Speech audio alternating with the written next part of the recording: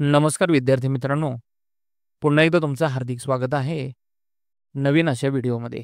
मित्रांनो, आपण जी-सी-सी, टी-बी-सी टायपिंग परीक्षा या परीक्षेसंदर्भात महत्त्वपूर्ण अशा एम-सी-क्यू क्वेश्चनचा अभ्यास करत आहोत आणि या संदर्भाने आपण एक प्लेलिस्टसुद्धा पाहत आहोत. आणि या प्लेलिस्टमधील या व्हिडिओमधील पहिलाच प्रश्न आहे मित्रांनो, ऑपरेटिंग सिस्टमची नक्की कामं काय आहेत? तर ऑपरेटिंग सिस्टीम हार्डवेअरला मॅनेज करते. जे काही आपल्या कॉम्प्युटरबरोबर हार्डवेअर काम करतात.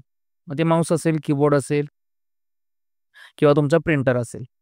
मेमरी मॅनेजमेंट करते आणि फाईल मॅनेजमेंट करते. या सर्व मिळून हे सर्व कामं कोण करत असतं? तर ऑपरेटिंग सिस्टीम. म्हणून या प्रश्नाचं उत्तर आहे ऑल ऑफ दिस. यानंतर पहा पुढचा प्रश्न. टास्क बार, जो काही टास्क बार आहे तो लॉक करू शकतो. कारण 4 ऑप्शन जे दिसतात यातला पहिला can not be locked, can be locked, can be delete, none of this. तर आपण त्याला लॉक करू शकतो किंवा अनलॉक सुद्धा करू शकतो. टास्क बार हाईडही करता येतो, अनहाईडही करता येतो. यालाच लॉक किंवा अनलॉक असंही म्हटलं जातं. मित्रांनो, तुम्ही हे सर्व प्रश्न थिअरॉटिकली जरी पाहत असाल तरी याचा प्रॅक्टिकली सुद्धा तुम्ही विचार करावा. Virus spoils com and extension files. File, उत्तर आहे file. File viruses infect executable files like com or exe. अनेक वेळा आपल्याला व्हायरस पाहायला मिळतात, पण व्हायरसचे अनेक प्रकार आहेत मित्रांनो. जे माझ्या फाईल्सला खाऊन टाकतात असे कोणते व्हायरसेस आहेत? तर हे. यानंतर पहा पुढचा प्रश्न. Email means electronic mail. तर उत्तर बरोबर आहे.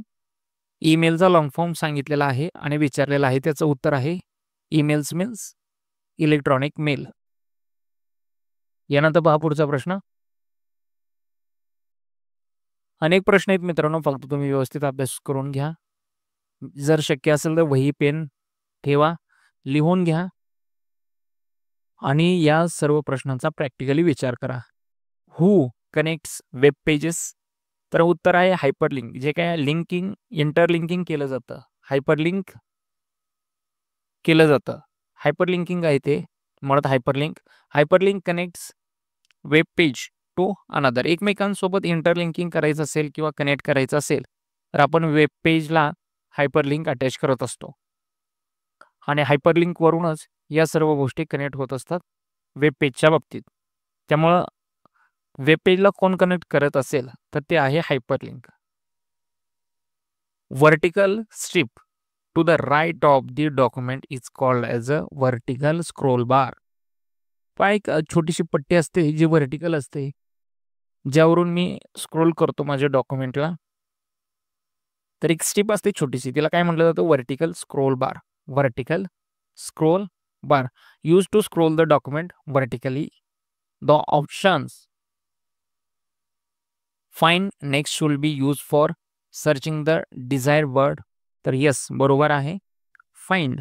नेक्स्ट काय करतं? मला कोणताही डॉक्युमेंटमध्ये एखादा सर्च करायचा असेल शब्द किंवा काही, तर मी वापरू शकतो find next. Locate the next occurrence of this search word. जो काही शब्द सिलेक्ट केलेला असेल, टाईप केलेला असेल, जो काही फाइंड केलेला असेल, जर तो तिथं नाही मिळाला तर नेक्स्ट मधून मी त्याला घेऊ शकतो फाइंड नेक्स्टच्या माध्यमातून. हे प्रॅक्टिकली करून पहा मित्रांनो. वर्डमधील होम मेनूमध्ये फाइंड या ऑप्शनमध्ये हा तुम्हाला ऑप्शन पाहायला मिळेल फाइंड नेक्स्ट. कुठे कुठे? वर्डमधील होम टॅबमध्ये सगळ्यात शेवटची फाइंड. यानंतर पहा पुढचा प्रश्न 8वा. We can use dash dash alignment to keep text on left margin. Left मार्जिनला ठेवायचं असेल तर तुम्ही कोणता अलाइनमेंट वापराल? तर साहजिक आहे आपण लेफ्ट अलाइनमेंट वापरू. लेफ्ट अलाइन कुठं असते? Align left keep text align to the left side. Left मार्जिनला लागून जर तुमचा टेक्स्ट असेल तर ती कोणती अलाइनमेंट असते? Left alignment. For mathematical equation insert tab dash dash option is used. Equation नावाचाच एक ऑप्शन पाहायला मिळतो, जे मॅथमॅटिकल इक्वेशन आपल्याला आपल्या डॉक्युमेंटमध्ये इन्सर्ट करण्यासाठी मदत करतात. होम मेनूमध्ये इन्सर्ट टॅबमध्ये सगळ्यात शेवटी तुम्हाला इक्वेशन आणि सिम्बॉल असे 2 ऑप्शन मिळतात. त्यामधील इक्वेशन या ऑप्शनच्या माध्यमातून मी माझ्या डॉक्युमेंटमध्ये इक्वेशन टाईप करू शकतो. In M S word control plus R shortcut key use for right alignment. कोणत्या अलाइनमेंटसाठी घेतो मी? Control R right alignment, control L left alignment, control E centre alignment, control R right alignment आणि control J justify alignment. यानंतर पहा पुढचा प्रश्न मित्रांनो. हे सर्व प्रॅक्टिकली करून पहा, अन्यथा खूप मोठी गडबड होईल. मित्रांनो मी वारंवार सांगतोय. वारंवार का सांगतोय? कारण हे सर्व प्रश्न प्रॅक्टिकली जोपर्यंत पाहत नाहीत तोपर्यंत थेरॉटिकली पाहून काही उपयोगाचं नाही. The donut chart can be created in Excel. आता अनेक विद्यार्थी मित्रांना माहिती नाहीत मित्रांनो की डोनेट चार्ट सुद्धा असतो. तर मित्रांनो असतो डोनेट चार्ट हा एक्सेलमध्ये आहे 2019 पासून. त्याच्याही पूर्वीच्या याच्यामध्ये होता, मात्र तो जास्त प्रकर्षाने 2019 नंतर आला. तर डोनेट चार्ट वापरता येतो. Yes. The radar chart is one of the chart type in Excel. Yes, उत्तर बरोबर आहे. रडार चार्ट सुद्धा एक्सेलमध्ये अवेलेबल आहे. Radar chart shows multivariable data comparison. ज्यावेळेस खूप कंपॅरिझन क्रिटिकल असतं, खूप वेगवेगळ्या अँगलनी पाहायचं असतं, त्यावेळेस आपण रडार चार्ट वापरतो. What is referred as a active cell in Excel. Active cell कशी दिसते बरं?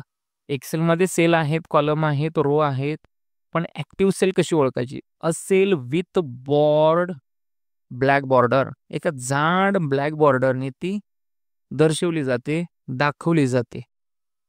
Active cell is the current editable cell highlighted with dark border. Highlighted with dark border. यानंतर पहा पुढचा प्रश्न. Which show address of active cell. Name box. Which show address of active cell. Active सेलचा मला address कसा show होईल? तर name बॉक्समध्ये name box display the address of selected cell. जी काही माझी सेल असेल सिलेक्ट केलेली त्याचा ॲड्रेस मला हा नेम बॉक्समध्ये पाहायला मिळत असतो, किंवा नेम बॉक्स मला त्याचा एक्झॅक्ट ॲड्रेस सांगत असते. कारण प्रश्न असा असतो की अनेक विद्यार्थ्यांना ॲड्रेस ओळखणं किंवा अनेक एम्प्लॉईला ॲड्रेस ओळखणं कदाचित कठीण जातं. तर मित्रांनो घाबरण्याचं कारण नाही. नेम बॉक्समध्ये आपण सहज शोधू शकतो, सहज पाहू शकतो. मात्र याच्यासाठी तुम्ही प्रॅक्टिकली ते पाहणं गरजेचं आहे. कारण आता तुम्हाला नेम बॉक्स माहिती झाला, मलाही माहिती झाला, दॅट्स ओके. पण प्रॅक्टिकली नेम बॉक्स कुठं असतो याच्याबद्दल आपल्याला शंका आहे, बरोबर? तर ज्यावेळेस आपण एक्सेल ओपन करतो टॅबच्या खालीच आपल्याला लेफ्ट साईडला तो दिसतो. Which shortcut is use to apply bold formatting. तर जर तुम्हाला अप्लाय करण्यासाठी किंवा रिमूव्ह करण्यासाठी कोणता ऑप्शन वापरतो आपण बोल्डसाठी, तर शॉर्टकट आहे कंट्रोल बी. कंट्रोल बी ना बोल्ड अप्लाय होतो, काढायचा असेल तर तोच ऑप्शन वापरतो आपण, control B. Control B toggles. पुढचा प्रश्न पहा. Research option is available under dash dash ribbon. मला रिसर्च करायचं असेल तर तुम्ही रिव्ह्यू करू शकता. Research tool are available in the review tab. Review टॅबमध्ये रिसर्च करू शकता. फॉर एक्झाम्पल एखादा शब्द आहे कम्प्युटर आहे, मला कम्प्युटरचा अर्थच माहिती नाही, तर तुम्हाला त्याच्यावरती काही रिसर्च करायचं. डॉक्युमेंट आहे, एक्सेल फाईल आहे, ती काही असू शकते, त्याच्यावरती शोध करायचा असेल, तुम्हाला एक्झॅक्ट ती व्हॅल्यूज माहिती नाही, तर तुम्ही रिसर्च ऑप्शन वापरू शकता. रिव्ह्यू या टॅबच्या अंतर्गत तो ऑप्शन मिळतो. Setup the slide show option is available dash dash ribbon. जर मला सेट करायचं असेल काही टाईम, एका ठराविक वेळानंतर ती स्लाइड ओपन झाली, पण त्याचं स्लाइड शो वापरू शकतो आपण टॅब. या टॅबच्या किंवा या रिबनच्या खाली use to control presentation display and timing. जर मला टाईम माझ्या कंट्रोलिंगमध्ये करायचा असेल, फॉर एक्झाम्पल एक स्लाइड मला 5 मिनिटासाठी डिस्प्ले करायची, तर दॅट्स ओके. स्लाइड शोच्या अंतर्गत, या टॅबच्या अंतर्गत, या रिबनच्या अंतर्गत मी वापरू शकतो. मला काहीही प्रॉब्लेम येणार नाही मित्रांनो.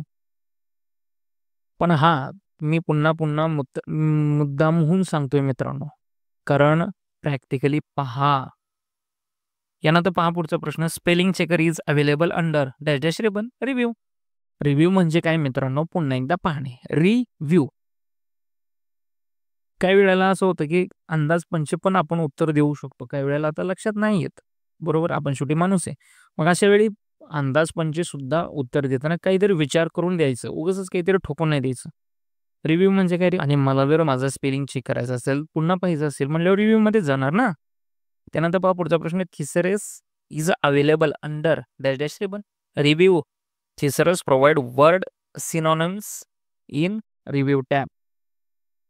रिव्ह्यूमध्ये थिसरस सुद्धा त्याच पद्धतीनं काम करतो. एक्झॅक्ट त्याचा अर्थ तर नाही सांगत, मात्र त्याच्या रिलेटेड वर्ड 100% सांगतो. फॉर एक्झाम्पल, मला जर हत्ती एक्सप्लेन करायचं असेल तर त्याचे रिलेटेड वर्ड माहिती पाहिजेत. तो मोठा असतो, त्याचे कान सुपासारखे असतात वगैरे वगैरे. याला थिसरस असं म्हणा. Translate tool is available under dash dash ribbon.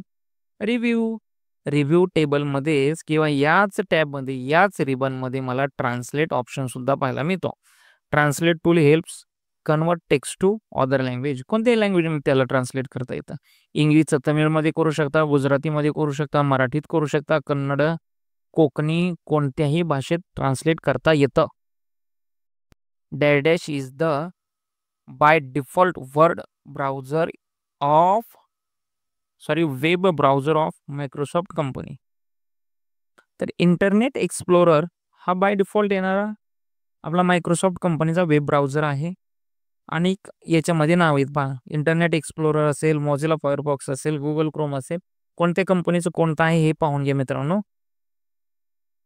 Dash dash is an example of application software. खाली पडली की ॲप्लिकेशन सॉफ्टवेअर कोण आहेत?